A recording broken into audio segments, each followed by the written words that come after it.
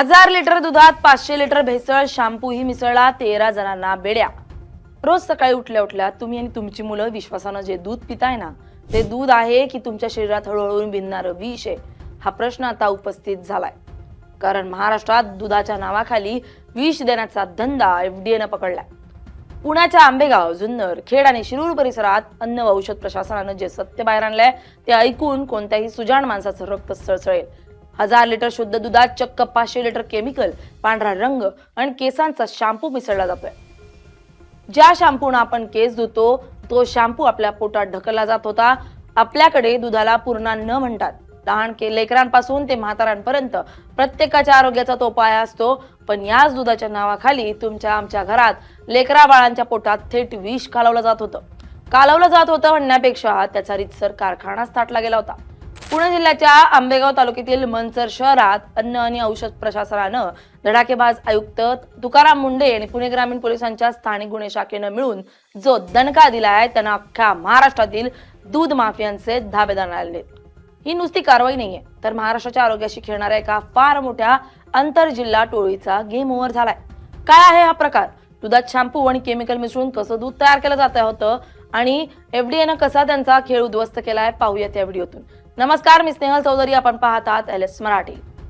पोलिसांना आणि एफडीएच्या गुप्तचर विभागाला अशी माहिती मिळाली होती की मनसर आणि आजूबाजूच्या भागात दुधाचा गोड धंदा विषानं माखला जातोय। पण माहिती मिळणं एक आणि प्रत्यक्षात त्यांना पकडणं हे काहीच कठीण होतं, कारण ही टोळी एवढी शातीर होती। त्यांनी आपला पसारा अत्यंत गुपचूप आणि कोणाला संशय येणार नाही अशा पद्धतीने मांडला होता। आयुक्त तुकाराम मुंडे यांनी पदभार स्वीकारल्यापासूनच अशा भेसळखोरांवर वचक निर्माण केलाय। त्यांच्याच मार्गदर्शनाखाली एफडीएच्या तब्बल 50 पेक्षा जास्त अधिकाऱ्यांचं एक विशेष पथक आणि पुणे ग्रामीण गुन्हे शाखेचे वरिष्ठ पोलीस निरीक्षक यांच्या टीमने मिळून एका रात्रीत चक्रव्यूह रचलाय। कारवाईची पहिली ठिणगी पडली मनसरमध्ये। तिथे पोलिसांनी छापा टाकून सुरुवातीला 2 संशयित बहादरांना पकडून ताब्यात घेतलं। पोलिसी खाक्या दाखवताच या दोघांची पाचावर धारण बसली आणि त्यांनी जे काही ओकायला सुरुवात केली ते ऐकून स्वतः पोलिसांच्या आणि एफडीएच्या अधिकाऱ्यांच्या पायाखालची जमीनच सरकली।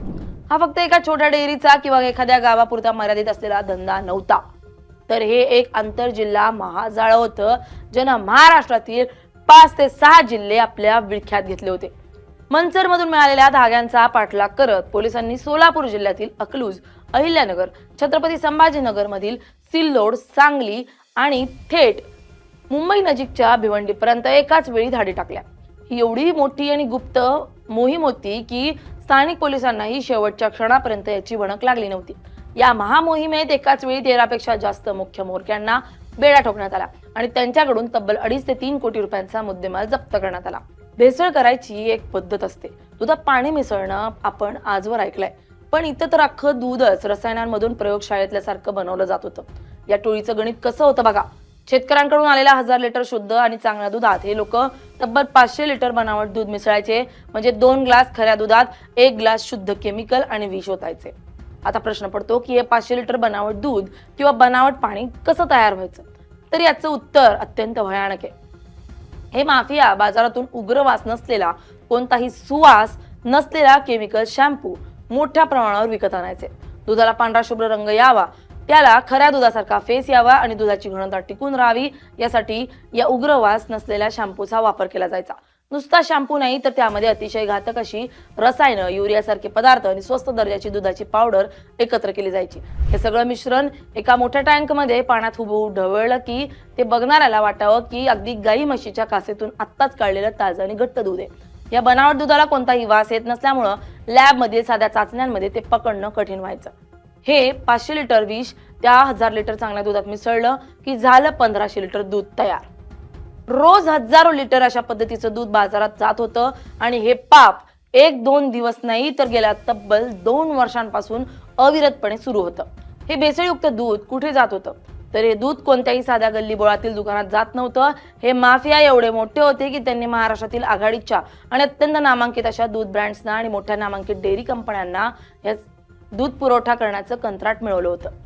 आपण जे पॅकेटमधील दूध अगदी विश्वासानं ब्रँडच्या नाव म्हणून विकत घेतो, त्या ब्रँड्सच्या टँकरमध्ये हे विषारी दूध मिसळलं जात होतं।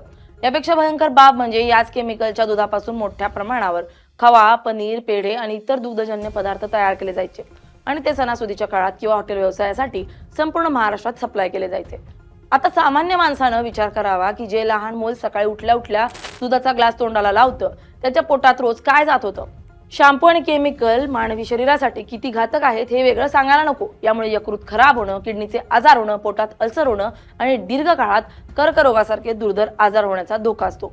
पैशाच्या हव्यासापोटी या टोळीनं लाखो लोकांच्या, लहान मुलांच्या आणि गरोदर महिलांच्या आरोग्याशी क्रूर खेळ मांडला होता। अशा प्रकारच्या मोठ्या रॅकेटला हात घालणं सोपं नसतं, कारण या माफियांचे हात राजकीय नेते, स्थानिक पुढारी आणि भ्रष्ट अधिकाऱ्यांपर्यंत पोहोचले असतात। पण समोर जेव्हा तुकाराम मुंडे नावाचा अधिकारी असतो तेव्हा माफियांची डाळ शिजत नाही। तुकाराम मुंडे यांनी पदभार स्वीकारल्यापासूनच अन्न आणि औषध प्रशासनाला एक नवी शिस्त आणि आक्रमक रूप दिलंय। त्यांनी स्पष्ट आदेश दिलेत की जनतेच्या आरोग्याशी खेळणाऱ्यांना कोणत्याही परिस्थितीत सोडायचं नाही, मग तो कितीही मोठा ब्रँड असो वा राजकारणी असो। मनसरच्या या कारवाईत तुकाराम मुंडे यांनी स्वतः संपूर्ण नियोजनात लक्ष घातलं होतं। गुन्हेगारांना पळून जाण्याची किंवा पुरावे नष्ट करण्याची एक सेकंदाचीही संधी मिळू नये यासाठी त्यांनी एफडीएच्या अधिकाऱ्यांचे 45 ते 50 जणांचे मोठे पथक तैनात केले। पोलिसांनी या प्रकरणी मंचर पोलीस ठाण्यात अत्यंत कडक कलमांखाली गुन्हे दाखल केलेत। भारतीय न्याय संहितेच्या आणि अन्न सुरक्षा मानके कायद्याच्या विविध कलमांनुसार 13 आरोपींना अटक करून कोर्टासमोर हजर करण्यात आलं। तेव्हा न्यायालयानं गुन्ह्याचे गांभीर्य ओळखून सर्व आरोपींना 9 जुलैपर्यंत पोलीस कोठडी सुनावली आहे। जप्त केलेल्या 2.5 कोटींच्या मुद्देमालामध्ये अनेक टँकर्स, मिक्सिंगची मशिनरी, केमिकलचे ड्रम्स आणि मोठ्या प्रमाणावर जप्त केलेल्या शॅम्पूचा साठा सापडलाय। या संपूर्ण कारवाईने एक गोष्ट स्पष्ट केली आहे की जोपर्यंत प्रशासन कडक होत नाही तोपर्यंत हे माफिया वटणीवर येत नाहीत। पण त्याच वेळी ग्राहक म्हणून आपलीही जबाबदारी वाढली आहे। आपण जे दूध घेतो ते खरे आहे की खोटे हे ओळखण्यासाठी काही साध्या गोष्टी आपण घरी करू शकतो। दुधाचा थेंब जर आपण एखाद्या गुळगुळीत लाकडावर किंवा दगडावर सोडला आणि तो थेंब हळूहळू खाली वाहताना मागे पांढरी रेघ सोडत असेल तर ते दूध शुद्ध असतं। पण जर तो थेंब पांढरी रेघ न सोडता सरळ वाहून गेला तर त्यात पाणी किंवा केमिकल असण्याची शक्यता असते। तसेच दूध उकळल्यानंतर जर त्याचा रंग हलका पिवळसर होत असेल तर ते ठीक आहे, पण जर ते जास्तच पांढरं फटक किंवा निळसर दिसत असेल तर ते सावध असलं पाहिजे। तुकाराम मुंडेंच्या या दणक्यामुळे तुर्तास तरी या टोळीचा पुरता बिमोड झालाय। पण या प्रकरणाची पाळमुळं अजून किती खोलवर रुजली आहेत, कोणकोणते मोठे ब्रँड्स यामध्ये सामील होते आणि या माफियांचे खरे गॉडफादर कोण आहेत याचा शोध आता पुणे ग्रामीण पोलीस घेत आहेत। एफडीएचे पथक घेत आहेत। येत्या काळात तपासातून आणखी अनेक धक्कादायक खुलासे होण्याची शक्यता नाकारता येत नाही। पण एक गोष्ट मात्र नक्की, या कारवाईनं भेसळ करणाऱ्यांच्या उरात चांगलीच धडकी भरवली आणि जनतेला एक विश्वास दिलाय की आरोग्याशी खेळणाऱ्यांचा हिशोब चुकता केला जाईल। कसा वाटतोय हा भयानक खेळ? हे कुठल्या युद्धापेक्षा कमी आहे का?